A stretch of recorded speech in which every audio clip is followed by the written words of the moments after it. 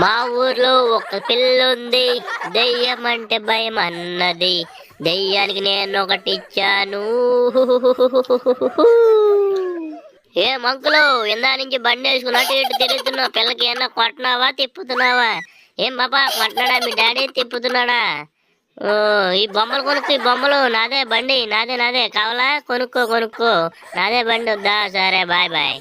నా బండి తిరగాలంటే కొనుక్కోసారా గుద్దుదా మళ్ళీ. వెళ్ళిపో. మొత్తం తిరుగు గిర్రని. ఏ పాపా, బ్యాక్ సైడ్ చూడు, స్కోప్ కరో. ఏ నా వంక చూస్తే ముక్కు మీద గుద్దుతా.